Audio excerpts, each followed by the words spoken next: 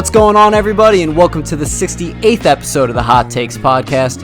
Very special episode for you guys, as always, as I'm here with a very good friend of mine back in the college days, Mike Marquez. Thank you for being here, my man. What's up, everybody? Nice to have you. I mean, nice to have me. This is so great. But thanks, dude. I appreciate you having me on. Of course. This has definitely been a long time coming. You have been on the pod before for the quarantine podcast, but to have you in here in person is fantastic.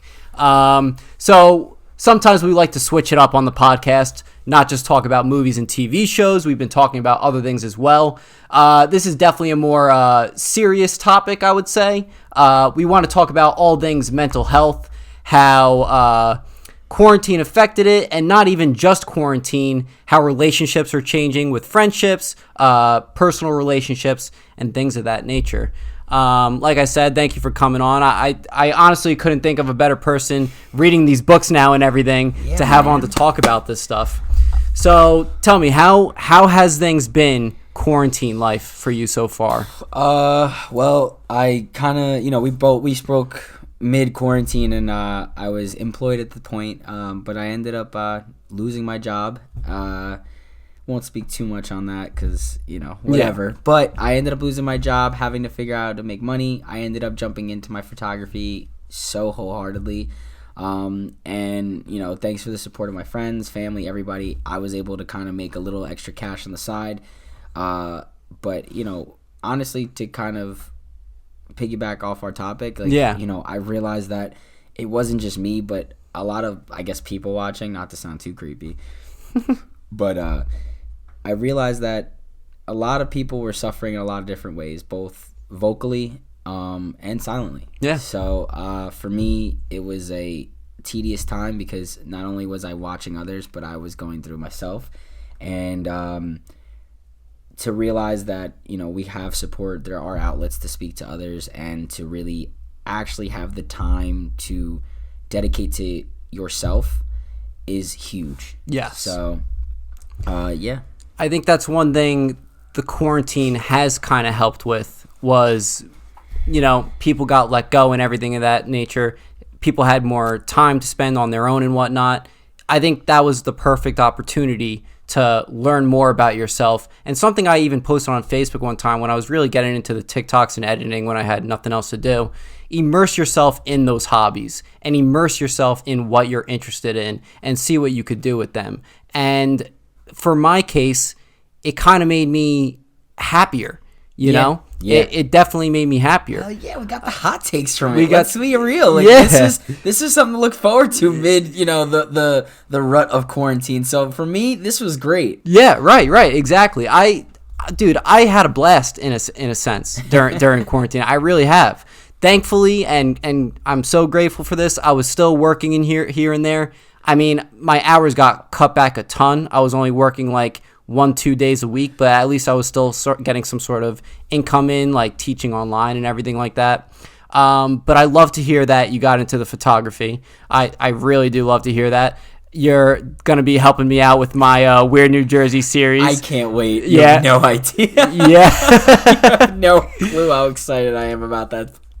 Because I've been seeing you post on your Instagram and whatnot, and you do take some great photos. So I'm trying my best. Like I said, I've been learning from some masters. Shout out to you if you guys are watching. But yes, I've been kind of taking in. I've become a Padawan, for lack of better terms. Well, you could tell through your pictures that you've been taking your time on them or practicing it. Yeah. I went from film photography with a Minolta film camera. Like, you're looking at grains, you're looking at just really having to take a photo and really stretch it, to now having a mirrorless camera that's like top of the line. I have a Canon EOS R. Okay. So it's basically on that new front of mirrorless series of cameras. There's no shutter going down. It is full LED, just taking in color and right there. So that's amazing. It's dope. It's just, like I said, it's a lot of time because, like I said, that you now it's not only just, take the photo, develop it, and then that's it. Now I'm taking the photo, I'm taking the time to actually open up a computer and spend hours editing. Now I'm saying, hey, you got a minute? Like, I'll call one of my friends, Dimitri or Lewis, and be like, hey, can you guys jump on this call and look at this? and they're looking at my editing, and I'm looking at my editing, and I'm like, well, this looks like shit, so what would you guys do? And they're like, well, this is how I do it, but like now let's make your style like what you want. And I'm like, all right. So now, I've always considered myself, I like to add to the theme, I like more movie dramatic, like very, like you could take a picture from it or an album cover kind of thing. Yeah, they have that album cover challenge. Yes. And I was laughing because I look at all my old photos, and you could make an album cover. I was asked not too long ago. I did a photo of I think my friend. Oh, it was for my friend Mike, Mocha Mike. Mm-hmm. He wanted a series of Jason photos with the Jason mask and everything. And no, I'm like, oh my god, no. Oh my, Michael Myers. Mike Myers. Okay, Michael Myers. gotcha. Kill me for that. Michael Myers, and he looked at me and he's like, "Dude, these came out dope." And then I get a call from this rapper that's out of Rahway.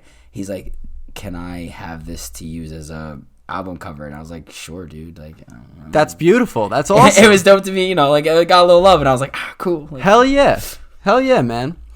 So let's talk about, you wanted to get into like how relationships are changing and everything like that. Okay. How they're being affected just through the times that we're in now and everything like that. How everything's changing based on time. Yeah. So one thing I've realized, and we had touched about it, in pre-pod, that relationships in general have changed. It's not just dating. It's not just family. It's friends, family, dating, even at work. The way everyone's kind of worried about, oh, do you have this vaccine, or do you, who have you been around, or have you quarantined, or where have you been? Like, it's a little bit more iffy. So now we went from kind of having, I don't want to say a mistrust, but like there was just something that always would kind of linger when it came to meeting new people. You'd always have a wondering and getting to know them, that getting to know phase. Now it's like, now I need even more time. And I'm not saying that's for everybody. Everybody's different. I'm still friendly, outgoing Mike that we've known since college. Mm-hmm. But I do take my time because I have other people I care about, and I do worry sometimes. Some people believe in the whole virus thing, some people don't, and I just rather take precaution just because I know I have loved ones and people I care about that I would not want to see in that aspect. When I was while in my field of work as a police officer, like, it was a little scary because we were going house to house, and I explained this on the other pod, like, seeing the things I saw, it's a little traumatic. And shout out to all the healthcare workers. Yeah. Because being in a hospital, now you're going into a whole other realm of that mental health aspect. Like, I bless their souls. I hope everyone's doing well. And like I said, like, if you need help, seek help. Yeah. So that kind of leads into this whole, those areas of relationships, family, friendships, and, just further, any type of relationship you can think of that you could have, people don't tend to understand that you need to invest time in your mental health. Mm-hmm. It's very important, and something that I've kind of taken I've always had a very big affinity towards it. Like, I've always liked kind of dissecting who I was, understanding who I was, my emotions. But I've always been a very closed off person. Like, everyone knows me as like, but no one ever knows what's going on in the background. Of course. So, and that goes for just about a lot of people I know. Yeah. People I closely know, love, and care about tend to, only trust maybe one or two people. Whereas myself, I only trust but so many. And, having you since college, again, you've seen me in my best of times and my worst of times. So it was really great to finally, be on here and like I said, speak with somebody. And like I said, to not only speak with you, but now we have an audience, like you have an audience that it has a great following, and something, might take away from the seriousness. I mean, the fun, Funko fun talk, right. But at the end of the day, like, it's very important that this is talked about, and yes. I definitely wanted to use my voice and obviously speak on your platform to kind of get into it. So without further ado, this is kind of like the part where I tell people, listen, if anything is wrong, take the time, seek help, whether it's diving into social media, like you said, maybe taking a break from social media, maybe finding other hobbies. For me, I've now been getting into reading. I live and swear by these two books I just finished. One is called It's All in Your Head. Shout out to Amir. put me onto it. It's by Russ. If you haven't heard of it or anything, go check it out. It's your local library, probably on Amazon Books. I don't know. Yeah. And then The Alchemist. One of my favorite, and honestly has been heavily, heavily, heavily talked about, and I mean everywhere. It's one of those books that you read and it means something to everybody just in a different way. And not only that, if you read it at different points in your life, it means something very different because we're not all at the same parts. And now with this pandemic, we're at a very different point. So to kind of take a step back and realize and realign who you are, it's a great time to maybe, if you don't pick up, I didn't read. I've never really enjoyed reading. Right. Me neither. I'm on my third book right now. I'm on The Art of Not Giving a Fuck. I've heard of that one. Yeah. So far, badass. Nice. Just whoever, I don't even know the author because I can't even think of him right now. But I'm telling you right now, that book, the way he just starts off, he's like, yeah, so, this guy, he was kind of a loser. And he made a lot of money, but he still died a loser. And I'm just like, dude, and it's not so much about self-help, but, you just got to find something you enjoy. And like I said, it's just one of those things. So taking, what you did was jump into social media. You jumped into your TikTok, you jumped into your Instagram, you jumped into this. Yeah. And to be honest, dude, you've always had fire ability when it came to editing. Thank you. I've even hit you up to edit for people for me. So, I can't even sit here and explain that I wasn't more than ecstatic to see you kind of finally take this step into something that is way cool. Appreciate that, if man. you don't mind me asking, at least you, yeah. let me turn the tables on the interview. Sure. For you, when you dove into this, how did it make you feel mentally? So when I started the podcast, I was actually at probably one of my lowest points. I'm talking post-college depression, but it was a lot more than that. A lot more that not necessarily I really want to get into, but the podcast helped me out so much. One, it took my mind off things. And two, it was sort of like a release in a sense too, to let my creative mind go. And a podcast is a podcast. It's just talking and whatnot, but the editing to it, making an intro to it and everything. Mm-hmm. I really enjoy it. The podcasts make me feel great all the time. It doesn't, I act like it's a second job for me, but it's, when you're having fun at something, it's never a job. So I loved it completely. A couple of things that I wanted to bring up though, that you mentioned before.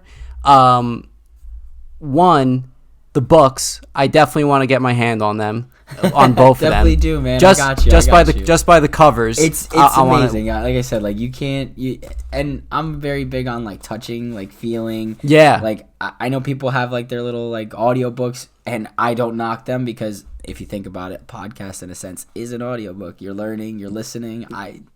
Yes. So I've been diving kind of into that too, but these two have been some game changers for me. The other thing I wanted to bring up was I love that you kept on saying to seek help if and when you need it. Yep. I started seeing a therapist maybe a year and a half ago or something like that. Yeah. And I'm still going every week. And don't get me wrong, I've been feeling fine and everything like that. I've been happy and everything for a good amount of time now. Yeah. But I still like going there to talk to him about maybe little things that have been bothering me, or to go there to remind myself that are yeah, I've been doing pretty well so far. Let's keep this up. Absolutely. Hell yeah, And people tend to think that, I'm okay, I don't need one anymore. Listen, I thought that for a while. I had saw when I was younger, and not, within the past few months, I have gone through quite a lot. And internal struggles that, I don't wish upon my enemies sometimes. Yeah. So I realized that, before this gets worse, what can I do? I literally had to sit there, pause, and say, hey, what can I do that will better me? Yeah. And one thing I realized is, and I was suggesting it to other people, but not even taking my own advice, was why not talk to somebody? Listen, you're paying somebody. It's not about feeling crazy. Like you said, you can be fine. Yeah. Hey, I just want to talk about this, and they just listen. If they feel they need to say, hey, but, what about this? Or what, they'll say it, but they're not going to be like, yo, you're wrong. You don't get judgment. You're not, and I hate to say, hey, you pay them to listen to your problems, but you do in a sense. Yeah. And they're paid professionals, so it's not like they're there to criticize you. No, they're there to ensure that happiness continues. And if not, how can they redirect you? Yeah. There's no medicine, there's no pill that's gonna change you, there's no drink that's gonna alter you. You know, right. People tend to move to those those alternate valleys of alcohol, drugs, and all of these other things that have become a rising issue. Yes. And it's unfortunate. And like I said, if you need help, seek help. Like it's nothing to be ashamed of. It's not something that you need to publicly, announce. Like you and I, listen, I'm comfortable with saying, get a therapist. I like my therapist. She's bomb. Like, yeah. And we talk and it's fun. She makes fun of me sometimes. And I'm like, I don't know if you're allowed to do this, but I'm all right with it because I think that she understands that I need a little bit of humor in myself because then I can feel a little bit more relaxed. Yes. But and it's simple conversations about my day. Maybe something's pressing me or something's kind of on my nerves or everything's great and I just want to talk to someone about how dope. Like I don't know, like I did really well on this math test today and I just killed it. Like I just, I don't know. Like it's trivial things that might not seem like it's grand on the surface. Yeah. But deep down it might mean something. And we, unless you went to school for it, you might not realize what these triggers or what these little offsets might be to everyone's day to day. So like what I said earlier about like people watching, like I've always liked reading people, like I don't want to say vibe, but like kind of understanding what they're giving off. And I was recently, surrounded by a lot of people within my job with as a police officer. I've been, even in my dating relationship and everything, like I was able to kind of finally see somebody that was able to understand emotion and it kind of took a positive effect on me. So now it's like, all right, maybe some things I didn't realize. Yeah. And, we were in college and you tend to just want to be there to have a good time, get your education and get out. And like you said, that post-college depression, man. Yeah. I felt like I was on top of the world out there. Yeah, it sucks. It sucks, I was like, oh, Marquez, now I'm just like, oh, no one knows me. Right. So, and it's not to speak like grand about myself because the same can be said about all of us. Our friend group we had our fun. We did our thing, and we made sure we made our stamp at school. Yes, so, and you feel like you're on the top of the world too. And once touch you, you're Superman. Once it's over, it's like, sick. I want this job. No, all right. I'll just look the other way. No. I'm sorry, sir. You need 27 years of experience, sir. I'm 20. Yeah. At what point do you want me to gain this? Like, was I supposed to start working at birth? Right. And it's actually funny you said this because I brought this up today to a friend of mine, and I was like, how crazy to think that, and this is part of the mental health. Don't think you're skewing off, but how crazy is it to think that people have been so, I guess, ingrained in the 9-to-5 mindset, or that we've been taught to work and work and work. You're taught to work full-time, to live part-time. And I think that now people are starting to realize, because again, people are starting to invest in their mental health. People are starting to invest in the stock markets. Yes. How many times do we see our friend Giorgio decide to tell me he's Elon on the stocks? Yep. Like I said, and shout out to him, like he's doing his thing. But that's my thing. Like you really have to sit back and reevaluate what it is we're doing, because we're only getting older. Yeah. So why not invest in ourselves to continue to do better, feel better, and just be better? 100%. One thing I forgot to bring up about the whole quarantine thing. I love what you said about, you learn to work full time and like live your life, part time, right? Nuts. There's a huge stress factor with work, and you could love, for 9-to-5 jobs, there's a stress factor at work. Yeah. And not having that 9-to-5 job during quarantine, that stress went away. I'll tell you what, when I did go back to my 9-to-5 job, it was nuts. It was nuts. And I felt like shit, dude. I felt like shit. Hell yeah. After a little bit, at least. Because you got to figure out the you got to get your ducks in a row, I guess, to say the least. Like, you don't realize that, all right, and even me going back to being a cop again, like it's taking time, but again, it's you get back on that bike and you start to go again. But it's like you said, like you just, in the beginning of anything, like coming back from such a long period of time, yeah, and even financially, we can even take it to that. right? Financial stress is probably one of the worst stresses, especially as we've gotten older. Yeah. You know, like, you don't get the luxury just to sit down and read. You don't get the luxury to do this unless you're going to try to make some money out of it. Right, right. And I think the coolest thing now, and I've been realizing, is that people, like I said, are investing in themselves. So mentally, it's making you feel a lot better. You know, obviously, stock market's a little crazy sometimes. You know, listen, don't buy GameStop right now. It's just a little, I'm just kidding. But, no, but, you know, we saw this craze kind of hit, but I feel like it definitely opened up an avenue for not only mental health, like, work, but it also helped to create a new revenue source that might alleviate that stress, that financial stress. Yeah. Because I have friends that I've gotten texts, hey, you need to jump on this, like, you can make this much. I have a friend of mine who is making, I think he left with like $10,000. He came back with 25, and I'm like, dude, I need to do what you're doing. Yeah, like, right. And it was within like 2 weeks, and I'm like, well, maybe not my thing, but, you know, maybe I need to consider it. Like, dude, I'm starting to get into the whole cryptocurrency thing now and everything like that, and just because I see how much money people are making through it, and sometimes it might not be a lot, but they're still getting some sort of amount in it. That's my thing. Like, you now have a way to make money that doesn't require you to break your back. Yeah, right. Like, I could sit, click, click, click, click, click, click. And granted, I'm oversimplifying like that right now. Yeah, Let me make that clear to everyone here. It isn't that easy. Not that easy, and right. There is some stress because you're going in there with a gamble. But my thing is that mental health in this day and age and in this very, very finite period of time is something that it's just not meant for the weak-minded. And you need to make sure that you're doing whatever you can to, like, strengthen that.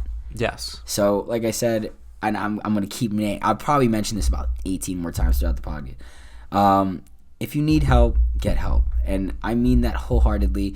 Listen, my line's always open. You know that. Our friends know that. And, you know, our fraternity brothers, my family, everybody else's family, my friends' family's family, everybody knows. We need to talk. Hit me up. I don't never have a problem listening. Yeah. Sometimes you just need to hear. Someone just needs to be heard. Yes. And that's another big thing. Like, people don't tend to understand that. And now I always thought that, you know, someone comes to you, oh, you gotta have an answer.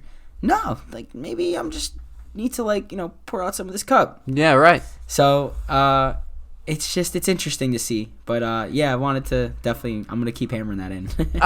I like that you brought that up too. Like, even if you're not comfortable with the therapist at first or whatnot, you know, it's good to talk to someone no matter what, like a close one as a friend or a family. Maybe there's some things that you aren't comfortable talking with like your mother or father or whatnot, and you'd rather go to a friend to talk about that. And obviously you got to pick and choose which friend you're talking to that you know or think you know will understand where you're coming from, or just know that there's someone that's just going to listen and hear you out. Mm-hmm. And then from there, maybe move on to, a professional or something like that. I'm not saying a professional is going to make things 10 times better for you, but there's a possibility. There's a possibility it is. And let me also jump on that too. Not every professional let's say you decide to get the therapist. Yeah. Not everyone's going to be a perfect glove fit off rip. Right. I know friends of mine that have bounced over from one to one to one. I was lucky. I found one. Dope. My other friends and like I said, the other people that I've met in my life that have kind of gotten lucky and hit that one. Yeah. Great. But like I said, it's never the good thing about this is that you telling somebody that is a therapist something, it doesn't get leaked. It doesn't get out. Right. And at the end of the day, they're only there for your best interest. So right. Not too many people understand that, because it's like, all right, I guess I feel like, after speaking with a few people, that therapists kind of get this rap that it's like, oh, well, don't you have to be crazy, or don't you have to have like a lot going on? Like, no, you can have a conversation. Like, I think there's this new app called Clubhouse that has started, and I joined in on a conversation the other day. It was really cool. Basically, it's a bunch of shufflers within the shuffle community that have pretty big notoriety. Shout out to them. But at the end of the day, like, they're humans. So the conversation, it wasn't anything about mental health. It was just getting back to the basics. Was basically the premise of the conversation. Mm-hmm. And it was cool to kind of hear everyone's mentality on how they humble themselves, even though they might be a master at their craft, or what we the outsiders or people that are watching these videos consider to be a master at their craft. Mm-hmm. Like, I watch this podcast, I don't think I could do all this, but reality is maybe I could. I just have to take that leap and also be willing to learn. Yes. And same thing for you. I guarantee you've shifted how you've kind of gone about doing this. Like, I know this wasn't all set up in a day kind of thing. Like, oh, not at all. You know what I mean? And it's only grown and grown and grown. Table changed, software's changed, mics have even changed, all of it. Yeah. And like I said, it's only gotten better. So the cool thing is that you can experiment and figure out what works for you. Yeah. Same thing with who you talk to. You experiment, see what works for you. See how I did that? Just turned right back in. Yeah, right. No, I like that a lot. I had to switch therapist. I had a woman therapist who was okay. I thought she was okay. But in my opinion, I thought she was asking the same questions over and over again. Like, she wasn't really listening to me. That's just how I felt. Yeah. So I switched it up, went to a male therapist who I automatically felt more comfortable with, and just went from there. And I love the guy now. Like, we have, he jokes with me too. Like, I don't even know why we're talking, man. And it's like, exactly. I was like, I know, like, I think we're doing good, so I'm just gonna stay here. For right. But I've been with him for over a year now, and it's been great. So you could find someone right away that you click with, and like you said, it fits like a glove and everything like that. But sometimes you won't. Sometimes you will have to switch it around, or like hop from one person to the other until you finally find that person. But yeah, that's what you've been saying has been great so far. I'm not gonna lie. All your analogies and everything. I like know. I was fantastic. laughing. Somebody the other day told me, they're like, "You're literally a walking tumbler," and I was like, "Well, I did like Tumblr, so I mean, if I pick up something good from it, but."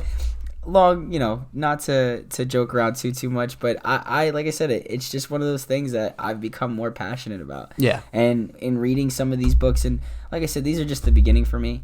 I have a ton of other ones. I went to Barnes and Nobles, and I think I looked like a crazy guy with like a stack, and I was like, I can't wait to read all these. Yeah. And they're all sitting there like, all right, like, you clearly need some help, and I'm like, nope. But you might, so when you do, I got a book for you. There you go. So, and I actually ended up buying a copy of this and giving it to a friend of mine. Nice. And I was really excited to give that friend this copy because I just believe that, like I said, if I can any way, shape, or form help benefit not only my friends, my family, even strangers. Like, sometimes working in the field I work in, like, speaking with the general public is a day-to-day thing. I go into homes and I'm entering your world. Mm-hmm.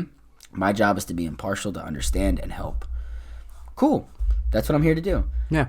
And the best way to do that is to share experiences, to understand other stories, to hear other people. So that's why I invite others. Like, you might not be ready to talk to a therapist. That's okay. Dude, come talk. Yeah. Come jump on a game. I play Rocket League. I'm on COD. I'm got a PC set up. I got Discord. We got hours. Hell yeah. It's free session. Just go for it. And it's cool because, like I said, I've met some really interesting individuals. Like I mentioned, my friend Mocha. Mm-hmm. His story is to this day one of the most badass, like, just inspiring stories. And even past him, I got others that can take you from a gut-wrenching feel to this just tears. And it's really interesting to hear people's struggles because you might think, man, I have it pretty bad, or vice versa. You might think other people have it pretty bad, but at the end of the day, we're all kind of taking in what we can, and we're handling it the best we can. Yes. So, question: do you believe in the saying, "You're helping yourself by helping others"? Hell yeah, I do too. So, fun fact: I'm referred to what they call a healer. Mm-hmm. Whether you believe in spirituality, I'll leave you to how you feel. But for me, I enjoy helping people. I've always have. In college, I I've participated in just about every event I can. I think I was hustling people to donate for cancer. Like, I was like, give me $20. They're like, I don't have $20. Like, open your wallet. They have like 100. I'm like, well, this is going to a good cause. Yeah. And, we've all worked together, even in our fraternity to try to really better. It wasn't just parties. It was, we did our work. We did what we needed to do to make sure that, we had our fun. Yeah. But we made sure we when it came down to it, it was grind time to make a change in where we could. Yes. And, building those relationships not only with our friends, but our families. Like, we've met everybody's family at one point or another. Yeah. And it's just interesting to see kind of where we all come from and to see that we can make a positive impact just by a little conversation. That's inspired me now even to go further with it. I've taken the time now to try, like I said, to work on myself because I'm not perfect. I don't think anyone if you think you're perfect, then maybe we need to have a conversation. Yeah, right. Maybe, right. And maybe you are. I who's to say? But there's always, for me, my personal opinion is that I can always learn. I'll forever be a forever learner. Yeah. My ADHD inclines me to pick up new skills for some odd reason at very odd times. 2 a.m, I'm like, dude, how do I flip a pen really quick between my fingers? For no reason. And then maybe at one point that might come in handy. And I'm like, hey, do you want to learn this skill? Come on by. Like, and I don't know, like I always thought of myself as like, I don't want to say a know-it-all, but it wasn't because I was a know-it-all. It was because I have just wanted to know it all. That now I'm like, I could put my 2 cents in here. Not that it was always wanted or warranted, but yeah, I definitely can say that it's just great to want to better yourself, and I mean that in all aspects. Yeah. Yes. I am a firm believer of that saying as well. I think learning different aspects of different people could help you learn more about yourself as well. It's like, hey, something that you're doing is similar to something that I do. I'm like, you learn more about yourself in a sense. Heck yeah. And you notice more about yourself and others as well. Like you were saying, a people watcher, being an observer, I think it's a great thing to be. You see characteristics of different people. You'd be like, hey, I like what that person's doing. I'm going to try to contribute that to myself. Not saying, be your own person and everything like that, but I'm going to contribute this to myself to become a better person. Oh, 1,000%. Yeah. I think I can also say too, and I feel like you can kind of attest to this, right? So how many times have you gone to festivals? Oh, a bunch. Okay, so quite a lot. Yeah. All right, so now I've gone to similar ones. You've gone to some pretty hardcore ones, I will not lie. But I've gone to a few, and in this past year, I think I went to one, well, not this past year, but a year back, pre-COVID. I went to Elements. Which I heard is a great festival. Let me tell you something, right? I've never done a sleepaway festival. It was amazing. I had an amazing bomb time. I met influencers. I met Joe Schmoes that no one knew, and I can genuinely tell you, I've met some of the coolest people that I still even socialize with to today. Yeah. I've become cool with a lot of people. Like, I'm cool with this one DJ group called Kitty Pack. These guys, talented, amazing DJs.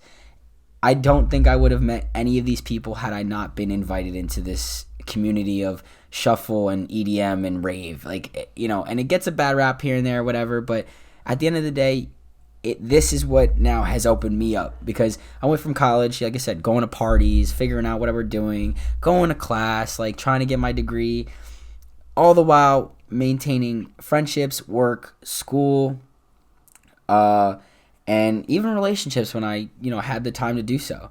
And it's like, okay, now I have more freedom, so like, what can I learn? Mm-hmm. And that's when I took the time to finally, like, when I came into the culture, it was about the dancing. It was about, it wasn't just about the dancing. It was about, the music, what kind of music did I like? The genres, like, you got Chami right here, the guy himself. The man. Yes. And I was mad I didn't go to that show. I went with Jelani and I know, Mark. I was so mad I missed. Anyway, but, being at Elements, it allowed me to sit with people that I normally probably would have never have met. Like, like I said, I sat with a lot of different people, people from different parts of the world. I met this one girl from Canada who's just super well known for shuffling. I've met people from Miami, California. I've met people that have been all over that have done this. And to see, the 10,000 followers, the 30,000 followers, it's intimidating at first. I would assume, at least for me, it was. It would be for me as well. And then I sat there and I'm like, damn, like, you're just like me, or you're just like my friend, or like, you're one of us. Like, so, and to hear them talk and to hear them kind of divulge maybe, things that they're stressed about, or, it's not just what's on the phone or what's on, what kind of content they're creating, home stresses, things they deal with. Yeah. And like I said, like, for anybody who's listening, understand that, again, if you need help, seek help. Like, it's okay. Because now when you get that help, it's not just for the people that have it great. It's not just for the people that have it terrible. It's for everyone. It is rated E. Yeah, right. And I just find that really beautiful, because now it's like, sometimes if I can help, or I can offer maybe a word of advice, or just like I said, these ears are huge for a reason, so they're good for listening. So I would like to believe that, but XM comes in pretty clear. But yeah, just, I don't know, it's become really cool. And even past that, like, one thing I realized, and I now kind of understanding, like, they've now made weed legal. Mm-hmm. This is a whole, kind of jump in the topic, but to see that now there's an avenue of different medicine too. Yes. Because pills, listen, do as you need. I will never, ever judge anybody. I rather take as holistic as I can. Mm-hmm. And I believe, the CBDs, the different, different remedies of kind of dealing with things other than just, seeing a therapist can help. People find their vices, and I'm not saying drinking is a great vice. I'm not saying smoking is a great vice, and I'm definitely not saying pills are a great vice. Right. But do as you see fit, but again, seek help when you need it, because at that point, there's a lot of ways to ease pain or put a bandage over it, but doesn't mean it's healing. Right. So two things on that. One, everyone's human. Yes. So you talk about, at first being intimidated by people because of their social media influence and whatnot. Just their presence in general. Presence in general. Yeah. I'm one of those person that gets social anxiety, especially in like big crowds and stuff like that. It gets bad sometimes. See, my social anxiety inclines me to talk more, so then I just sound like an absolute ass. I'm like, I'm here now. But sometimes I haven't really met like or noticed like any like social influencers that I met at festivals or whatnot. Say it's some smoking hot babe, I'd be scared as hell to like talk to her and whatnot. You know what I mean? like social anxiety like that. And maybe that's just a normal thing in general. But everyone's human. If you keep that in the back of your mind, or keep reminding yourself of that, it's 100% true. You actually talk to someone, you realize that. Yeah. And everyone has their own problems. That's the thing that I see as a problem with social media, is the fact that everything is glorified to what's great that's going on in their life, right? That's making other people seem like, wow, why isn't my life like this 24/7, or think that their life is like that 24/7. You know what I'm trying to say? And I feel like that adds to the whole mental health aspect of feeling depressed and everything like that. Heck yeah, absolutely. And even when we were in school, like, to, again, piggyback off of meeting those people, like, even when we joined Greek life, like, for me, like, listen, shout out to my boys. We went through a lot together. Yeah. But I, to take it further, and I ended up, taking the position with Greek life, Greek Senate, I apologize. It wasn't now just our org. It was meeting everyone, nationals, it was the Divine Nine, the multiculturals that are in every school in New Jersey, in the state, in the country. And you're speaking to some of these people that are so prideful and understanding. They come from different backgrounds, different parts of the world. Right. And some people, like I said, I've met people that their presence alone it was just like, I was like in a room with Batman. I'm like, oh my God. But I'm like, at the same time too, again, my social anxiety kicks in, and I'm like, hey, like, and they're like, why are you talking to me? And I'm like, because I just think you're really cool. Like, right. And then they're like, all right, like, what's up? And I'm like, so can I ask you a few questions? Because it's just going to come out anyway. And like I said, there's just, it's interesting to see where everybody kind of stems from. We are all human. Yeah.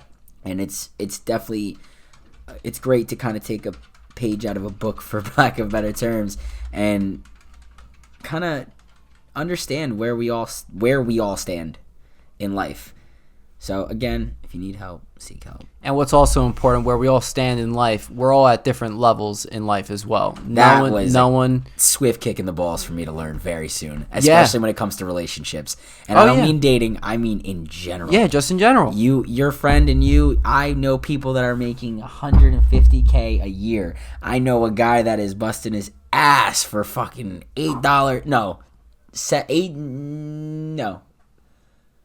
Oh my God, how much do they make? I believe like $11 an hour. And I'm like, all right, but you can't like really sustain at $11 an hour. So then now they're not only doing that, they're doing, what is it, Instacart or Grubhub or whatever, and they're driving and they're doing this and they're doing that, and then they're trying to find time to eat, they're trying to find time to work out, they're trying to make their life as best they can. And like I said, those are the people that, we tend to think, oh, they need all the help, but maybe they're happy, maybe they enjoy it, and they make time to get that help. But it's just we're human, and we just gotta understand that I might not be at the same point in life as the other person. Yeah. And for me, that was a big kicker. That was one of probably my I think my top 5 lessons this past year. I tend to every year kind of look back and reflect, like month by month, to see maybe what I learned from that month or what I learned from that week. Because it's just good to kind of take some time alone. Go meditate, go walk on the grass barefoot. Like, really ground yourself to what it is you are feeling in that time. And kind of just see what you could do. Not necessarily harp on it, not necessarily beat yourself down, because if anybody's hard on themselves, I definitely am, because I want to be better. Yeah. But I have now to understand that, again, I might not be at that point yet, but I will. And I might want somebody to be at that point, but I can't force them. They have to grow. All you could do is provide, like, again, here's another corny analogy. You can water the plant, but you can't make the plant grow. You know what I mean? You have to give it time. You have to give it sunlight. You need to let it do its own thing. Right. And it's just, that's what it is. I think the whole level thing is very important. I wanted to talk about college and how we were saying pre-pod that there was a lot of stuff that was like a substitution in a sense. When it comes to mental health and thinking about our own problems and whatnot. You had class, you had work if you were working during college, you were partying and having a good time. And all these things are great, don't get me wrong. They're all great, you're living your life. But it never really gave you the time to really focus on. There was never a dull moment. No. Never a dull moment. No, listen, this might be a little much, whatever, I'll divulge. We've been to parties. We've seen the guy that got out of a breakup and decided to just, hey, let me go do that keg stand real quick because tomorrow I got class and I don't feel like thinking about this right now. Right. And thinking that that's going to solve the issue. And again, like I said, like I truly do wish, and I know this sounds, to some people it might sound a little corny or whatever, but like I said, through this journey, I've kind of understood that I wish we had a class or something that really prepared us as we got older. I understand as you mature, you become more aware and you become more like adept to actually learning what it is. Like in this case, like I know myself, I would hear booger and I would just start freaking out. Like I just thought that was funny. But now it's like, okay, it's not as funny, but I really got to shift gears. Like I have to start seeing things with a little bit more clear perspective. Yes. And, to go back and to see maybe that there might have been a point in time where we could have been taught, hey, like, I don't know. I guess there definitely are some courses, financial literacy is one. that some schools have started to learn. I know I got to take a course like how to bounce a checkbook, how to do stuff like that, and it was great. You know, I don't know too many classes, that many schools that had that. Yeah. But there was a lot more things. Like I said, they got rid of like home ec. They got rid of shop. They got rid of a lot of these courses that kind of prepared you for life. And now more than ever, you know, kids are starting to react very differently than maybe you and I or our parents. Mm-hmm. You know, things back in the day, I'll rub some dirt and you'll be good to go. But that's not the case. Like that kind of like mentality of like just shrug it off or let it be, you know, that comes from culture. That comes from, you know, how you were raised or how your parents were raised. Like, that, like, you know, I say culture because depending on where you grew up in the world, I know for Hispanics, like typically like they're raised not to really like show emotion within the home. Oh, it's definitely a cultural thing. You hit it spot on. I'm not saying, you know, that. just Hispanics. I'm speaking because I am Hispanic, but it stems to others. Well, dude, I think it's every culture, especially when it comes to the past. Yep. You know, it's crazy to think that mental health issues were a thing in the past. Meanwhile, you barely hear.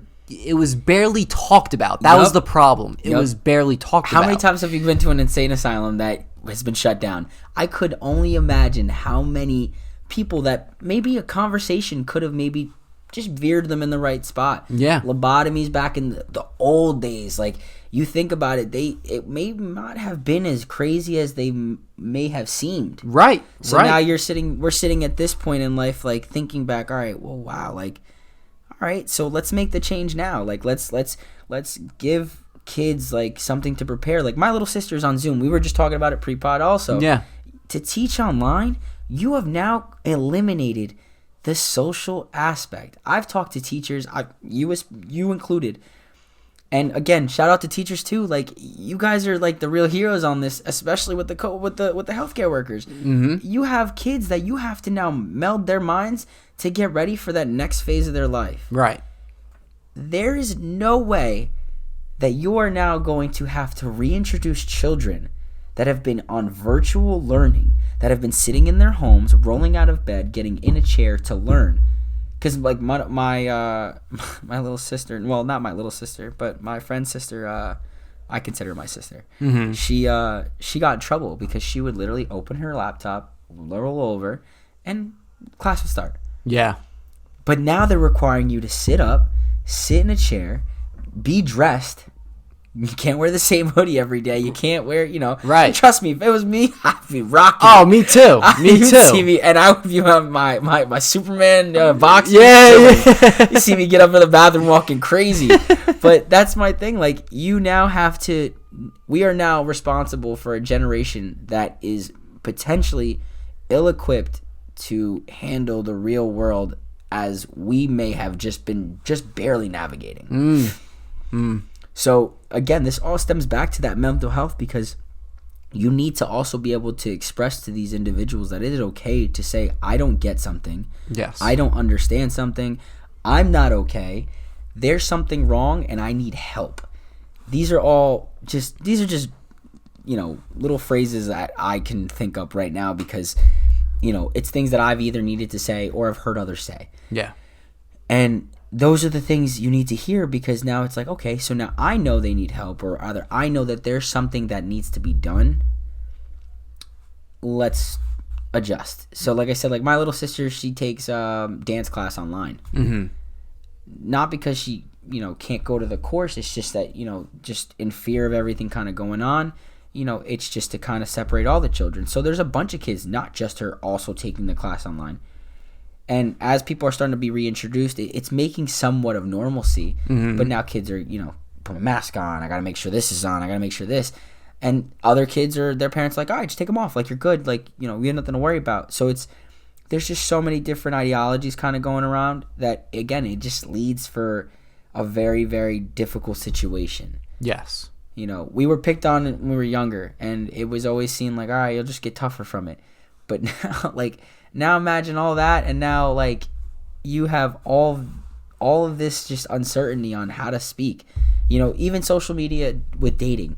Think about, Tinder, Tinder, Bumble, whatever you use, whatever your app of choice is. Right. you are now eliminating that face-to-face. Not that it's a bad thing, because listen, I got friends that have my two best friends. I love them wholeheartedly. They met each other, and I couldn't be happier for them. Mm-hmm. They met because of it, and they've only grown. So great. But that's not everybody's interaction. And now, God forbid, you can't use that phone. Now you got to go out and maybe have to try to find somebody. Yeah, right. Not that you're forced to. But right. At some point, there's going to be social interaction, and you should have an idea of how to, I guess, speak with somebody. Social interaction. Just to have social interaction. Yeah, just and it goes far past dating. It just goes with jobs. It goes with work. It goes with friends. It goes with family. Like, you need to have these skills. So people like you and I that have social anxiety, I couldn't imagine how much worse it would have been had we not been exposed in college, in high school, in middle school to our friends, our family. Good and bad. Every experience we've ever encountered has only benefited us because it is a growth experience. And you're learning from it. Absolutely. That's it. Yeah. What was I going to say? Give me 1 sec. No, you're good. This ad's been sponsored by Pepsi. Sponsor the pod. Your ad could be here. Yeah, I agree with everything that you're saying. I think the whole thing with the social interaction thing, I'm so happy that the kids that go to my school are back in person, and believe me, they're excited to be back in person. Yeah, man, to see their friends and everything like that. With people, yes. Again, listen, I've become more of an introvert over the years. Mm-hmm. But damn, man, there's just certain things you can't get at home.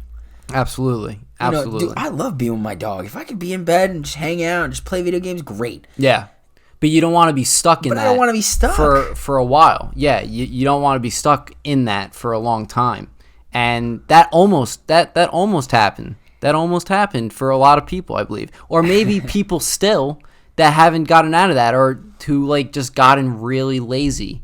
You know what I'm saying? Yeah. Really lazy and not necessarily stuck in it, but they're not ready to get out of it yet. Yeah, and listen, I'm not knocking the whole virtual learning, because there is some benefits, especially. There is, but but something for a dance course though, I feel like that's difficult. And just school, like I said, some things in school, I truly do believe that there should be certain things that are learned. Maybe you can learn online or whatever. Like in college, for example, right? You have the option to take an online course, or you have an option to be in class. Mm-hmm.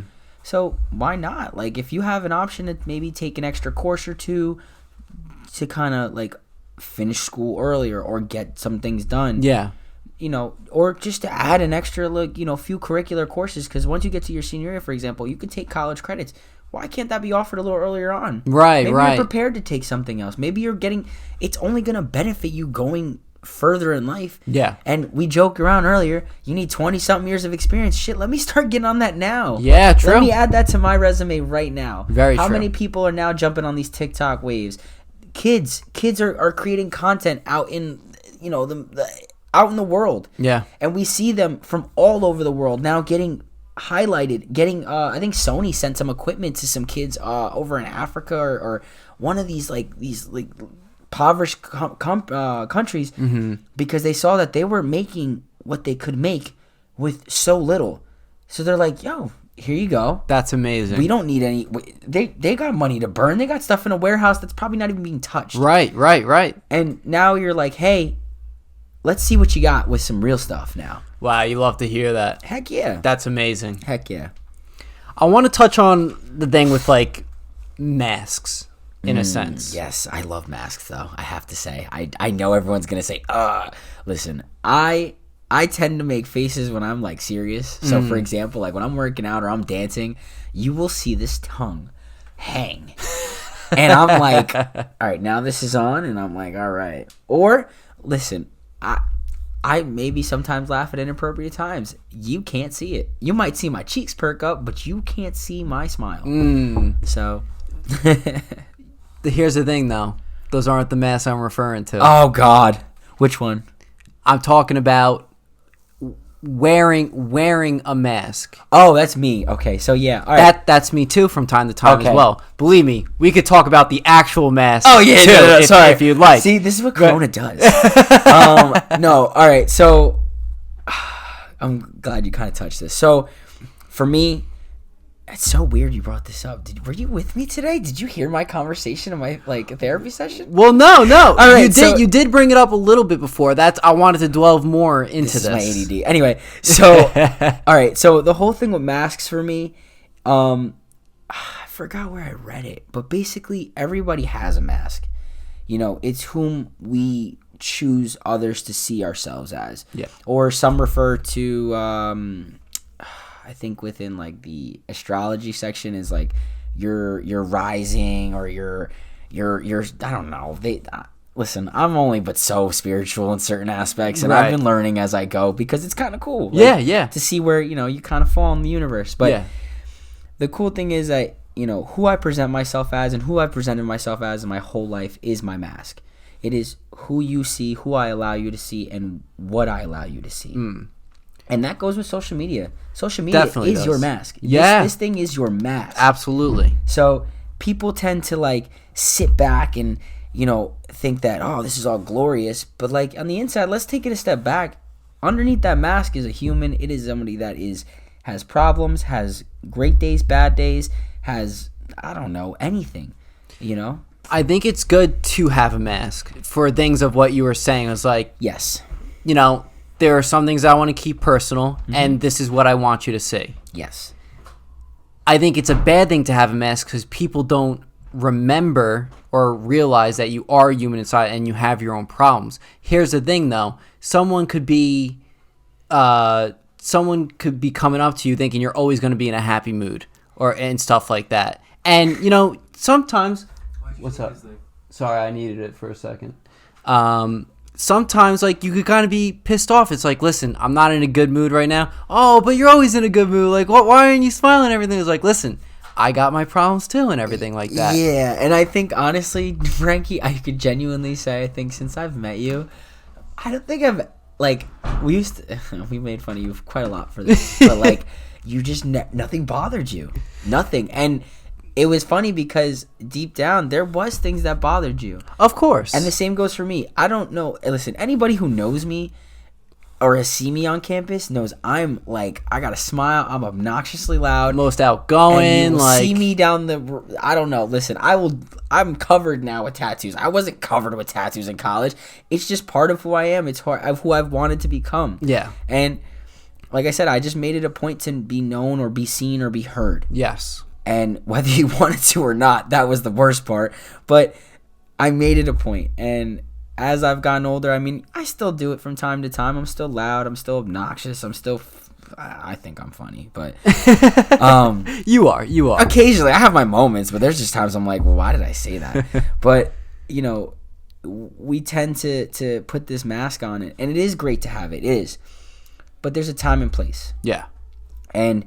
the one thing, again, this stems back to mental health, is being able to allow people to see what's under the mask. And that's when we now kind of dive into, I'm talking about dating relationships. I'm talking about relationships with family. That's your inner mask. That's the side that maybe, you might be this big, bold, cocky, macho man, but you get around your girl and you're like, oh, come on, hug me. Right. Whatever. And, growing up, you kind of been taught to, this is your mask and this is how you're going to act all the time. But no, you have an under mask. You have feelings you want to allow. And I'm again, part of the things I've learned this year is feel what you feel. Allow yourself to feel what you feel. Don't ignore it. Don't try to mask it. Don't try to put something on it. Don't put some type of bravado. Yes, there's a time and place where you need to, listen, you go to work, you gotta be at work. You have to make a living. Maybe you need some time off. Then take it. Yeah. But again, act accordingly based on your feelings. Don't act irrationally, because then that's what gets you in trouble. Yeah. That's what causes you to either A, give off the wrong intention or impression on somebody. Yeah. God forbid you having a bad day, you go to a meeting or you go to an interview. I'll be honest. I went to one interview. I was in such a bad like headspace. I walked in. I was like, "How you doing?" Like, and I was just ready to tank the interview. I was like, "I don't care." Meanwhile, I need some money, so like, I need this job. Right. And I probably could have done well in the job. I don't regret it, but I don't not. I guess. Yeah. But just there's a time and place, and allow yourself to feel what you feel, and also becoming comfortable with vocalizing what you're feeling. I think that's very important, and others will appreciate that a lot more as well with the vulnerability and everything like that. I am the least vulnerable person sometimes. Like I have no problem expressing this because it is something that I've become now more comfortable with. And I mean, this is like newfound bliss to me, because I've always was under the impression that, you kind of have to be like not stoic, but just tough, and you have to have this like exterior that's like, I'm tough as nails, and I don't get hurt by things, and like, but no, like, you get hurt by things. Words hurt, things hurt. Occurrences happen that might affect you in a way that you might not be so readily able to handle.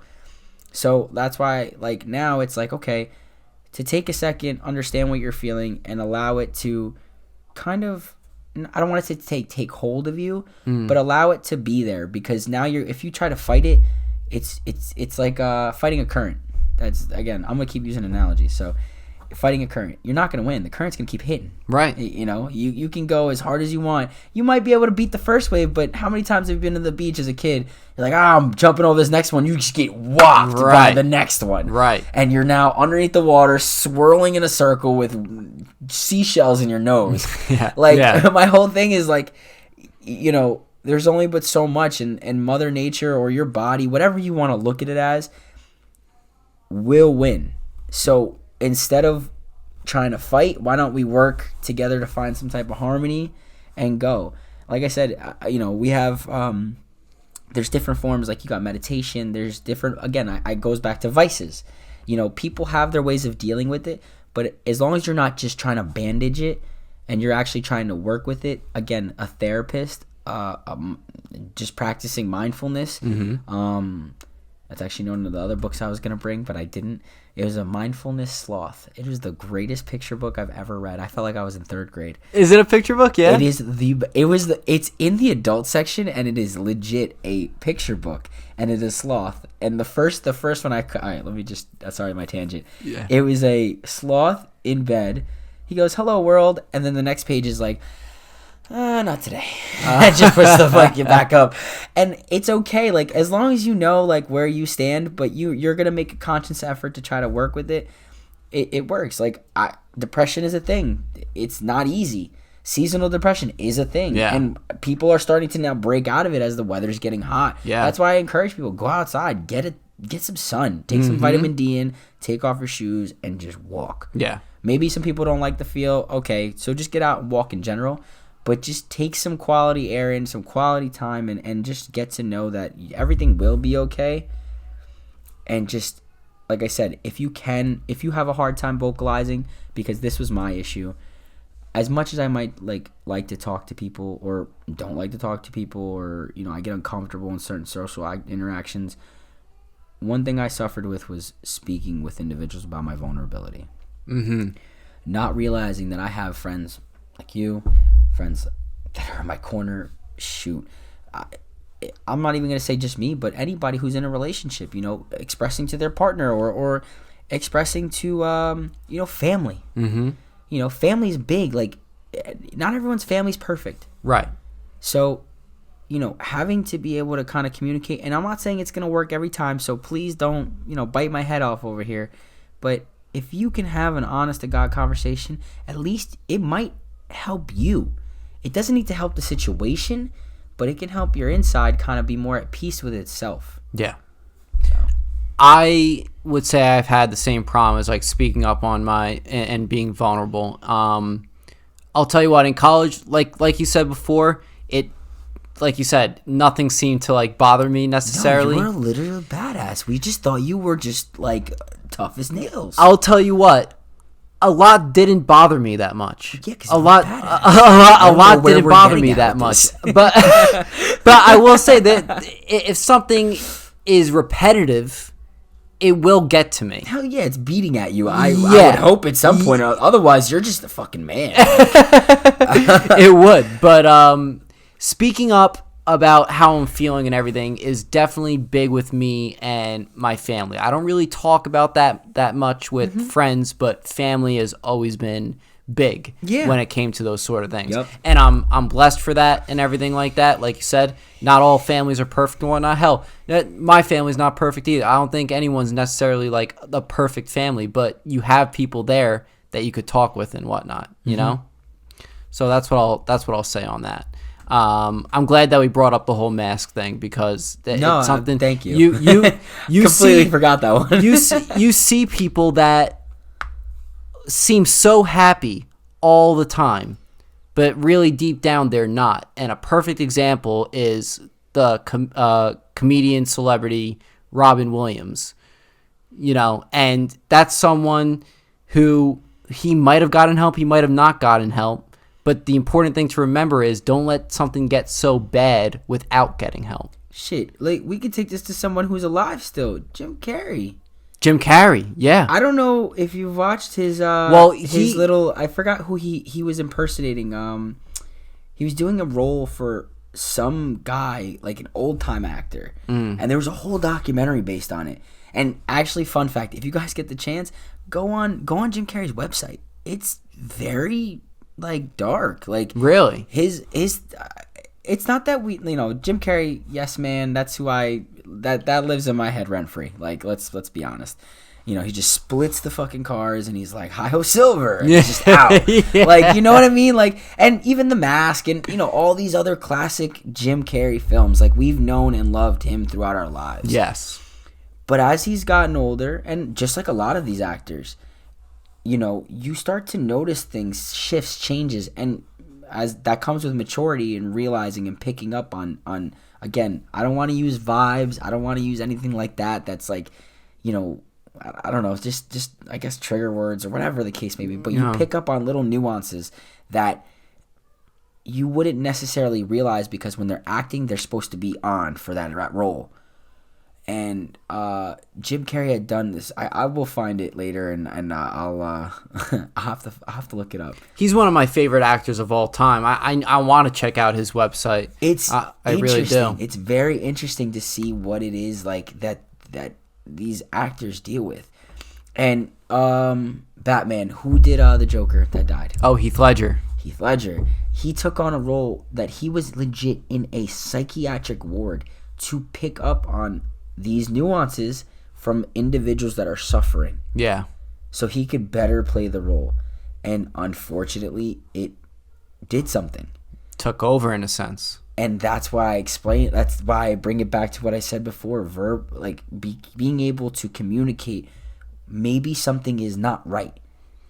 Because, like, I guess when you're around something for a while, like, for example, like, I know for a lot of native speakers who speak Spanish, Portuguese, a variant of Portuguese, whatever the case may be, or wherever you're from, you start to pick up on accents, or you start to pick up on little things like how they speak or how they act. And then let's say you come back home to Jersey or, wherever in the U.S., and you start to, kind of bring that back. You're like, where did that come from? And it's like, he was in a space where he was picking up things. And that goes for Jim Carrey. Jim Carrey literally solidified himself to watching these I want to find the name. But basically just made it his life to like learn the mannerisms, the characteristics. And these are method actors. These are actors that are like once in a generation type of people that are like, I'm going to learn what this individual does or who it's based off of. So the Joker in this case was, patients within a ward. And, I don't know, anybody that's kind of, getting into these different roles, kind of taking on these roles and now having to fulfill those roles, like you kind of feel like you need to. Right. So, like I said, just being able to communicate what you're feeling is huge. And I think that's where some of these individuals might have a hard time, because now it's like, all right, I've done so much to be America's sweetheart, or I've done so much to be this number one individual. How do I turn it off maybe? Or how do I, get back to me? Like, how do I remember Tropic Thunder when he takes over the personality of the one general, and he's like, I don't know how to be different. Oh, yes. We're joking, but like that was like years later I'm sitting here, I'm like, oh shit, he's right. Like some people might not be able to get out of that head. Yeah. I think it's a nonstop train. Yeah. I think it's a nonstop train that's really hard to stop. I think it's also it's amazing what these method actors do. I think it's a craft. It's an art in a sense, really delving into this person's life by actually being there. But I think it's dangerous. I think it's extremely dangerous because you're kind of losing yourself in a sense and forgetting about your own characteristics and everything like that because you're so delved in and immersed in another person's life. I have mad respect for him, but I think it could be extremely dangerous. If you could, what is it, JimCarrey.com, this website that you're talking about? Jim and Andy, The Great Beyond. Oh, that's the documentary? That is the documentary that he legitimately talks about how he gets into this man's head. And, like, people on the set were, like, a little confused because Jim was no longer Jim. Yeah. Like, at all. And there was times where he'd be so enveloped in the character that he would go to sleep, wake up the same, like him, like that kid, Andy. Yeah. So you're sitting there and you're trying to now perpetuate that you're this person, but now you're also now responsible to go back to who you were. And that can be very easily lost. There's a lot of blurred lines. Yeah. So I want to talk a little bit about social anxieties and how that leads into mental health and even depression and stuff like that too. Social anxiety is something that I've dealt with for a while, and I never really knew that I had it until maybe a little after college when I started to get out of it and started becoming more vocal. I was like, wow, why wasn't I being this vocal before? Like, college definitely helped me speak out more, but after college, I feel like I leveled up again as far as just talking to people in general. It's because you were too busy breaking hearts in college. Like, you were just a heartbreaker. Get out of here. Come on, Frankie. Let's not play games here now. You had your James Franco moments. My James Franco moments. Listen, I'm 100% with you. Depression has also been something I've done research on within my psych major. It's something that I've delved into because it's very easy to confuse certain symptoms with other things. Like, for example, bipolar disorder, when you go from hot to cold and sometimes you experience like manic behaviors. It's very easy to kind of like you kind of flirt with certain disorders. Like ADHD and bipolar have been very much so like, again, flirting with each other. Yeah. Because you go from hot to cold, but then ADD, it's like, well, this is really blue, but this is shiny. Like, you kind of like your attention and just your mannerisms and certain things like can kind of bounce all over the place. And depression with seasonal, and depression actually having it, actually waking up and not wanting to get out of bed, or might only last for that season. Yeah, the lack of it. Coming out of college, I agree with you. Like, I laugh because again, we go back to the mask thing, let's say. Everyone saw one version of Marquez. I had no problem talking in front of crowds. I had no problems. And I humbled myself very fast coming out of school because, yeah, I had no problems talking in front of crowds, but that was on subject matters I understood. People I understood, my people. Like, I turn on that right song, I'm going to see that crowd move left to right. If I say this word or I lead off with some type of some type of slang or I don't know. I just I knew what to say and how to say it. But now I tend to go out and I'm a little bit more I'll say certain things sometimes because I'm confident, but there's other times where I'm a little hesitant. But I have to now give off that bravado I feel at times, or at least I did feel at times that I needed to give that off. When in reality it was okay. I realize now it's okay.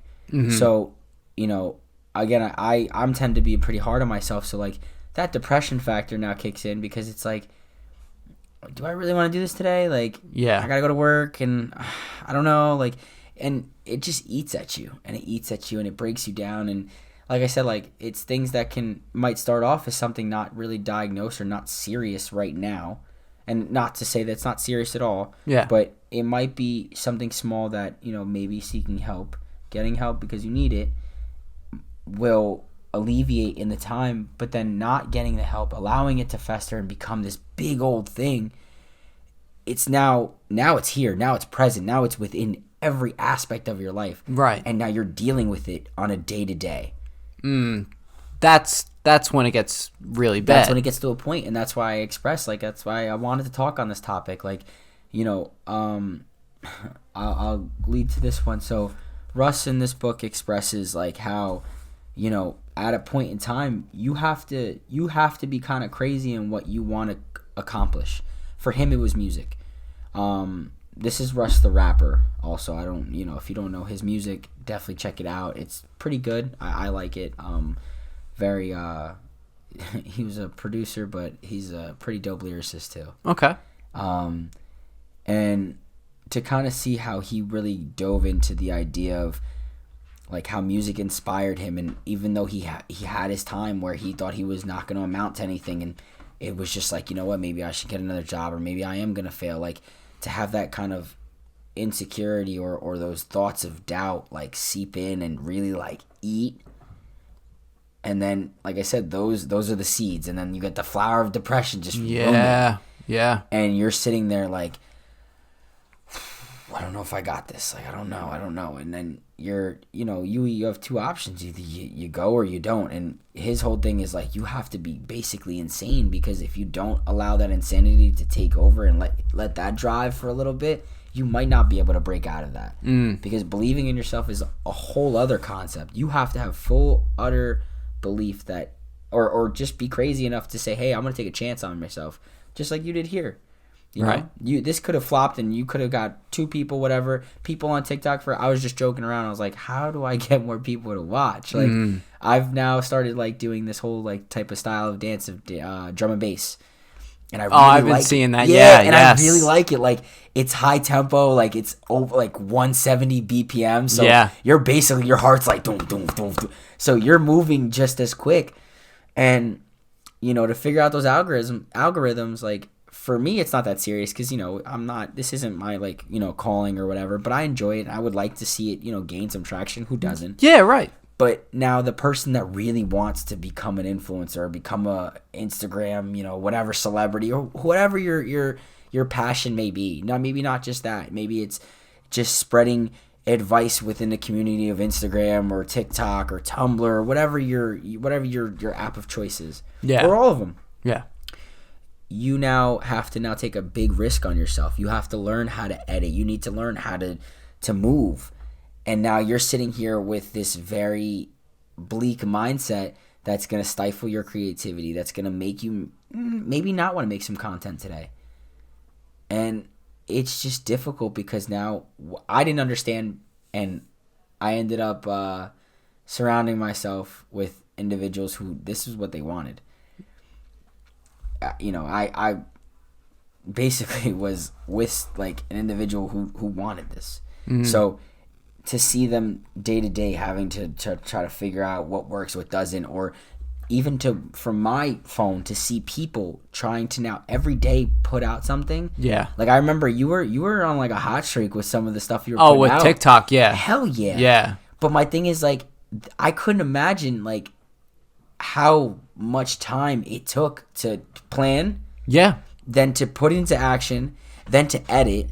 Right. Then to get maybe some feedback. Let's say you decided to take like a test group of 5 people. You want 5 people to look at this. Let me know. You don't know. And then what if they all say it's bad, but you like it?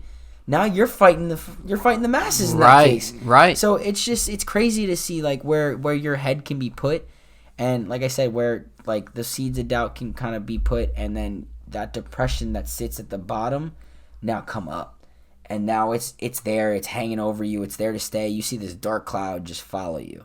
Definitely. It's funny.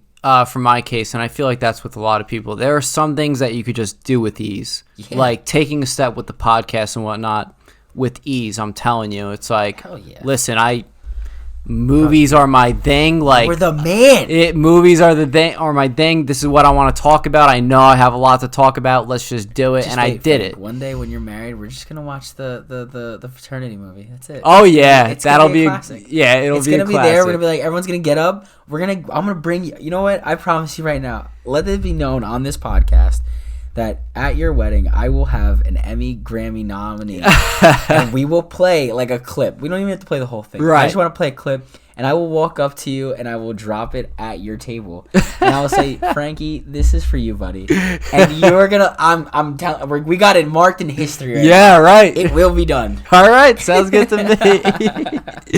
But no, like as I was saying, some things could be done with ease. Like, don't even have to think about it. But some things you just think about so much. And for me, in my case, is meeting new people. And sometimes I don't even have to have a drink in me, and I'll be able to talk to random people fine, right? It's pretty good to be handsome, huh? It's not just. No, it's cool, bro. It's fine. I'm working on it. You know, working out's been kind of cool. Getting tattoos. I figured grow some facial hair. I'll get there one day. But that's like a minority of the time. Majority of the time, it's hard. It's difficult. I feel like there's 10 steps I need to do when there's really no steps or only one step to just start a conversation with somebody. Mm-hmm. I find it very weird but interesting that some things with ease, some things just come. Yeah, 100%. Pause. It's very interesting. Yeah, man. What else you got that you want to talk about? So I will say is so I guess from an outside perspective, like with everyone you've kind of brought on the podcast, friends, family, you know, you've had a slew of individuals. Yeah. Shoot, we've had OnlyFans. Yeah, that's right. You know what I mean? Like, just kind of like in your passings, like as an interviewer, you technically, you know, I'm gonna say an interviewer because that's technically what you're doing. You're having an open conversation. You're providing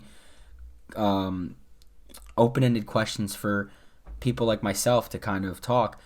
You know, do you feel, you know, ever moments of like a stagnant moment with anybody, or do you feel like maybe a sense of uncomfortability, but then you have to kind of work it? Because it's interesting to see that aspect. Now, you know, we're talking about mental health and, you know, depression and sadness, and, you know, not to make it all doom and gloom, but, you know, you see it from that aspect of it on the other side of the table. Yeah. So, you know, my question is, do you see them ever really having to be like in that moment, and do you have to now drag them out kind of? Yes, but I'll tell you what, it's nothing like crazy.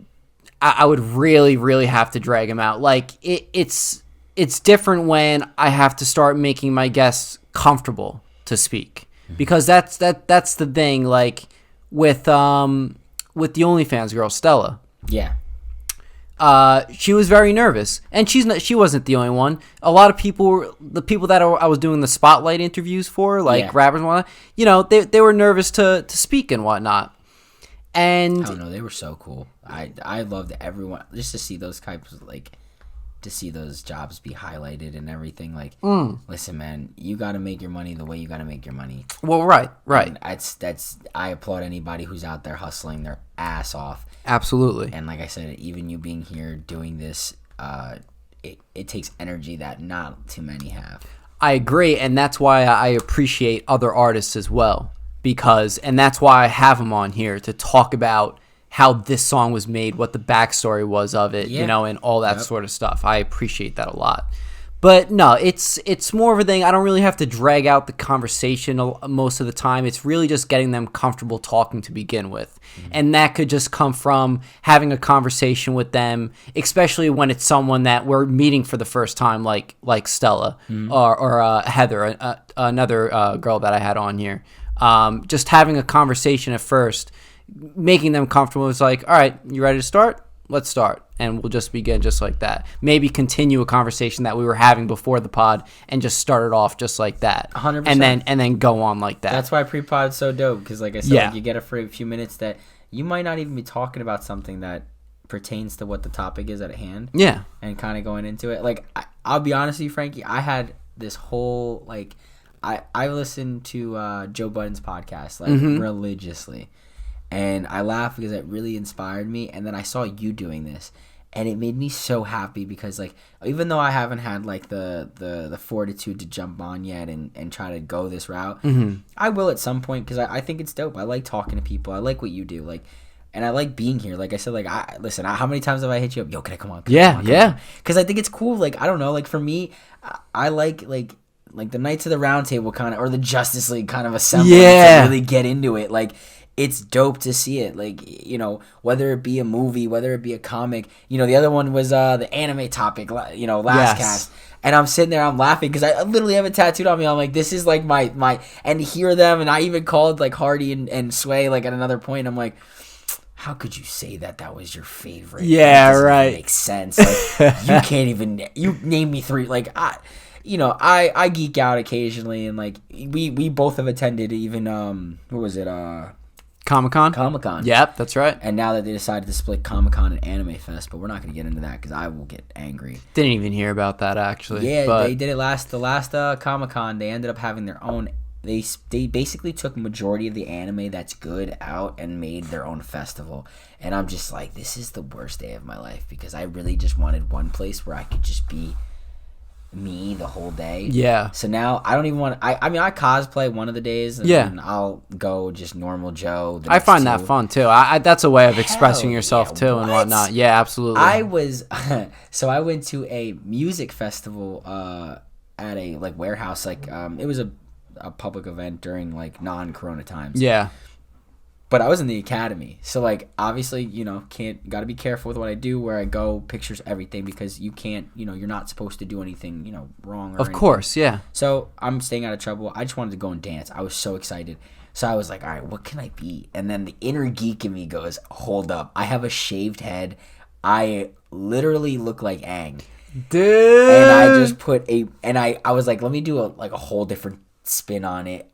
All black, it's like I had like black jeans, like black joggers, black like Nike shoes, like slim, and this long black shirt with like silver zippers, and you just see this long arrow going to the back of my head down my back. That is so sick. In the moment, dope. As I'm sweating, absolutely not. Oh, true. Because I was like, yeah. But, you know, like, it's just dope to kind of like see how, even though we're not at that kind of like event, that we have like those times that we could still allow our personality show. Yes, which is extremely healthy. Extremely huge. Healthy, and that is huge. Yes, it is. Every time I go out to so there's like this place called MagFest. Yes, Philly? No, there might be one in Philly, but I go to the one in Maryland. I apologize. Yes. The one in Maryland. Yo, DMV area is so dope. Dude. I've been going down to Washington, and I've had an amazing time. I have some dope people out there that I just have mad love for. Yeah. And, man. But yes, continue the MagFest. What else? Great area, you're right. But 100%. MagFest, Comic-Con, I'm always dressing up as something. I went as the Joker one year. I went as don't say Deadpool, I'll punch you. No, I didn't go as Deadpool. I went as Spider-Man though. Okay, fine. Spider-Man Noir. Yes. Yeah, I went as him one day, and then I went as one of the you might kill me if I say this wrong, the Akusaki from Naruto. First of all, it's the Akatsuki. The Akatsuki, okay. I literally have Itachi's eye on my arm, and I might assassinate you. But I'll let it be for the time being. No. I went as one of them as well. I will. It's a great time. I have so much fun with it. I went as Sub-Zero 1 year. Hell yeah. And that was dope. I went as, oh my god, Killmonger. Oh, cool. Because I wanted Black Panther, but everyone was Black Panther that year. Yeah, so I was like, let me not. And it was just dope to see like the variations. My favorite part about it actually is like seeing like, so now what if this guy was a girl, or what if this girl was a guy? Like to see like the switchovers. Yeah. And it's dope because it's like, wow, like you really put thought into this. Or take it a step further, like we watched this one dude literally dress up as a Gundam, like, and each part of his body was actually like so if he moved, it was very robotic, like he couldn't not move like that. Yeah. So you see all these like, and people spend like as soon as Comic-Con ends, they're already starting the next project for next year. Oh, of course. Yeah. One guy came as the Javits Center. I was like, all right, what? why did you do this? Like, and I'm just laughing. I'm like, I mean, cool, but like weird flex, you know? Yeah, definitely. But yeah. But hey, to each their own. 100%. Yeah. 100%. That goes back to like one of the first things we were talking about, immersing in your creativity and what you love to do. It's extremely healthy. I'm super for it, and like I said, and before I go on like on this other topic, again, if you need help, seek help, guys. Like, I know this is a little bit different than this podcast's like, or like forte of deal. Yeah. But the whole point of it is to make sure that you are being the best version of yourself. This is to take away from your day-to-day, to hear some witty banter, some fun times, interesting takes on music, interesting takes on creativity, like, and it's dope because it allows you to hear other ways and other avenues of maybe something you might not have ever thought of. And that's why I love podcasts so much. I truly try to listen to a lot of different people's stuff, like, even if it's not someone famous. Like, we had a friend of ours tell me the other day they started one and it was about drinking wine and eating food. Let me hear it. Yeah. Maybe there's a wine that I need to try. Maybe there's some food I need to try. Right. I'm all for it. I told people, I was like, listen, let's get a mobile setup and let's go get a table of sushi and just kind of just dog out. Like, we're good. But like I said, just if you need help, get help. So I just wanted to at least, before we get to wrapping up everything, I needed to make sure that's being said, because that is the premise of today. 100%.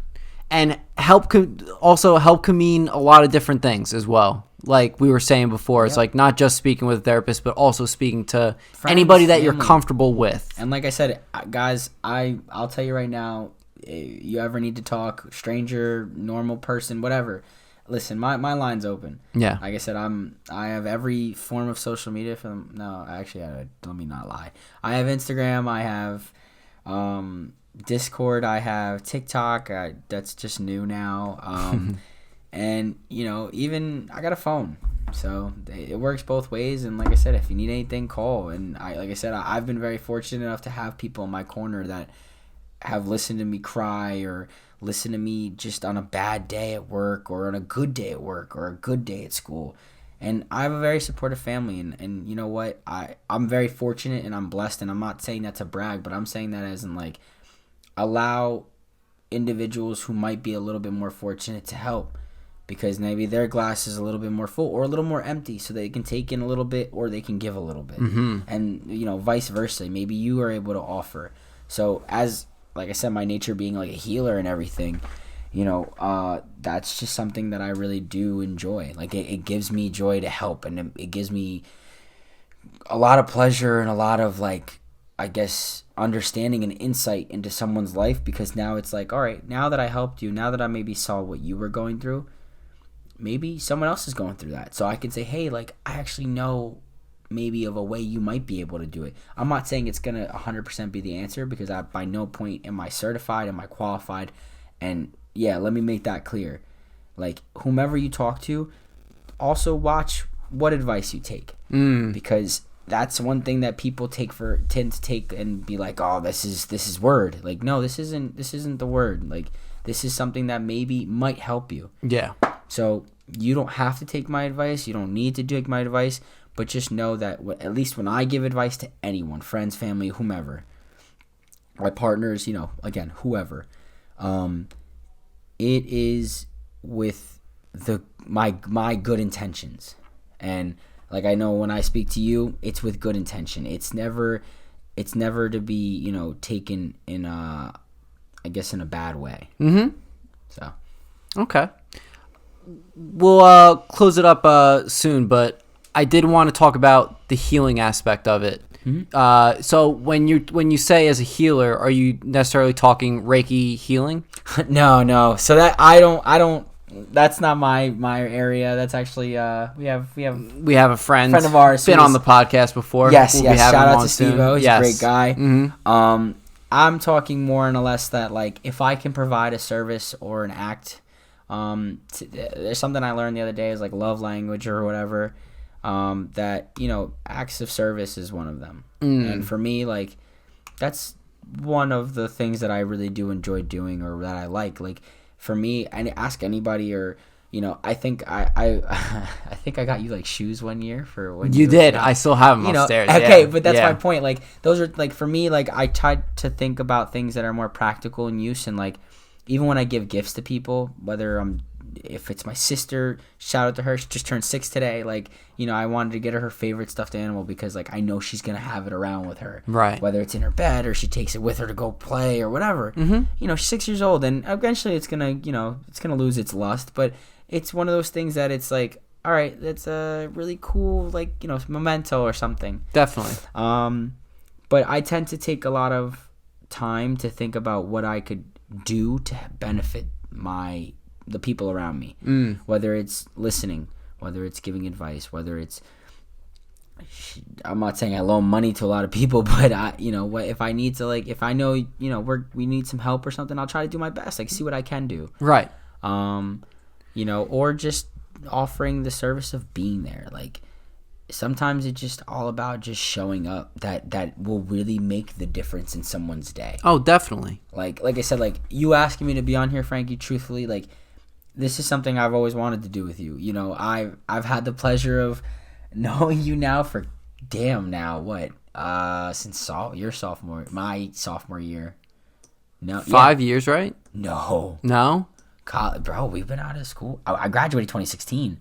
It's 2021. Oh yeah, you're right. We're well over. We're almost at 10 years, dude. Yeah, you're right. I'm not good at math. Don't do this to me. No, time, man, crazy thing. That's goes my by thing. Quick. That's my whole thing. Like, we've had the pleasure of knowing each other for such a long. Yeah, no. So I graduated college 2012, 2013.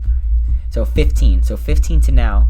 That's what, 7-8 years. 7-8 years. Yeah. So that's my point. Like, I've gotten the pleasure of knowing you. I've seen you in all shapes and forms. And like I said, if we've had our conversations, we've been there for each other. Yeah. Whether it be, a breakup, or it was for, for me, a breakup, because, he was just breaking hearts. I was heartbroken. But, jokes all aside, it just, like I said, like, not much bothered you, but, like, if it did, like, you could talk to me. Yeah. And vice versa. Like, not everything bothered me, but a good amount did. And I also put a lot on my plate. So being a healer for me, like I said, to kind of track back to what your question was, for me, it's just being able to kind of help in any way. Okay. It has nothing to do with, like, the spiritual side of it. I mean, yeah, now that I've become a little bit more open to reading and kind of understanding how the people work, or just being able to maybe relay some of the information. Maybe you don't have the time to read this whole thing, but I can maybe give you a few gems out of the book that I kind of took on. Like, I love my analogies. I do. Right. I can't watch. When I'm a dad, it's going to be over. It's going to be over. That kid's going to be like, whoa, like, you're so annoying. But it's kind of like Christmas, though, right? Think about it this way. Like, it's great to get something, but nothing feels better than giving something. Hell yeah, because you get to see the wonder, the amazement, and just the overall appreciation, especially if it's a good gift. Yeah, like, right. It's an avocado. Like, you know what I mean? Like, yeah. He still put the gusto behind it. Like, he was like, this is awesome. Like, it's not, but this is awesome. Like, I just, like I said, it's really feels good sometimes to give. And that, it is also, and I say this delicately, it is very good to give, and it feels great to give, but also don't ever not be selfish. Right. Take some things, because you can have a full glass. You're going to get thirsty at some point. I mean, you can have an empty glass, but you're going to get thirsty at some point. So you're going to want to drink. You need to. Yeah. Sometimes you need to be replenished. Sometimes you need it. Of course. And that, again, something I learned this year. I was ready to give to the world, but like I'm not ready to accept because of my vulnerability aspect. Like I don't want to say there's something wrong and then I look like I can't help you, or I don't want to unload that on you. Right. Absolutely not. Like I realize now that there are a lot of people that I've given my time to that have no problem picking up the phone, listening to me like annoy them, or just, hey, you want to hang out this week? Yeah. You know, I just went to the Edge the other day in New York City. When I tell you most random trip I've ever been hit up to go on, most random trip, and I was like, let's go, and we went. Like, cool photos, had a good time, and I'm like, just thinking, I'm like, damn, like I would have never probably done this in the past. Right. Now, the spontaneous trips are always the best sort of trips. 100%. But, you know, it's always good to give out, but it's always good to get back in a sense, too, to get your cup filled in a sense. I think that goes back to surrounding yourself with the right people. Yeah. And that's very important as well. Yeah, man. I think that's all we got for the most part. I think we're tapped on this, and like I said, I would definitely love to join you again in the future. Oh, absolutely. Absolutely. I definitely, you know, what is it? Jack of all trades, master of none. So I would love to just, you know, just jump on in whenever I can. Yeah, absolutely. We'll get you on some sort of media topic, dude, or something whatever like you that want. next time. I'm with the shits when it comes to just about anything. Gaming, Listen, I don't know a lot about, like I said, I'm going to use that same analogy. Jack of all trades, master of none. Music, gaming, politics, especially when it comes to like the industry now. And I've been learning so much about like how Instagram or how like music world's working and how, you know, how it affects us. And even when it comes to like just talking about popular songs or just, listen, honestly, I'm going to give you a nice little topic we'll have next time. Okay. I would love for, like, a group of us just to bullshit and just, we sit here and everyone has to play, like, a snippet of a song and be like, we just name a genre and just see who knows it. Ooh, I like it. Okay. You know what I mean? Like, there's actually, I think there's a game or something I saw on not too long ago that someone created that is basically that, but, like, just like I said, like, it's funny to see, like, what people, like, I think there's, like, a trend on TikTok and they'll play, like, music from this age, and it's like, if you know all these songs, you're goth or you're this. And I'm like, I know all these songs and I'm definitely not. Yeah. But I'm like, I will sure as hell scream every lyric to this song. So it's just interesting. But yeah, man, like I said, sounds like a plan for next time. Oh yeah, of course, man. It was a blast having you on. Great speaker, and I know you were a great speaker from college and everything like that, like you were saying before. Social anxiety. But definitely appreciate having you on and definitely talking about a topic like this. I couldn't have thought of anyone else better to talk about with a topic like this. So thank you, dude. Thank you for that. Appreciate you. Yeah, man. You want to plug anything at all? Hey guys, follow me, Marquez1393 on IG. Shout out to my boy Mocha, always having my back, always throwing me on. And shout out to all of you for listening. Appreciate it. Frankie, Hot Takes Podcast will forever always be a good go-to for me. So shout out to you, shout out to this podcast, and to everybody that has taken the time to be here in the Cave of Wonders. Yes, absolutely. I am grateful for all you guys that are watching. And if you did like this episode, make sure to like, subscribe, and share. And also follow us on Instagram at Podcast with Frank. I'll be posting clips of my podcast along with other projects that I'm working on there for you to check out. With that being said, have a great night and peace out. Woo woo. I stopped watching The Walking Dead right after, like, prison, right? No, well, yeah, close to that. Like when they left the prison, I'm saying you stopped. They left the prison. I started getting sick of it when they were just walking every episode. And then I did stick around a little bit longer when Negan popped up, killed Glenn. Spoiler alert. Yeah. I thought things were really going to pick up again when Negan popped up, and they just didn't. And at that point, I was just like, it's time to let this show go. It's just my number one is The Walking Dead. Wow. It is. Listen, wow. I'm a realist, man. As much as I love The Walking Dead, it's my show, dude. Like, I love it to death. I'll admit, I'll call a spade very quickly. It is not a good show anymore at how it was. Does it have great parts? Yes. Does it have bad parts? 1,000,000%. Yeah. I still watch it because it's my show.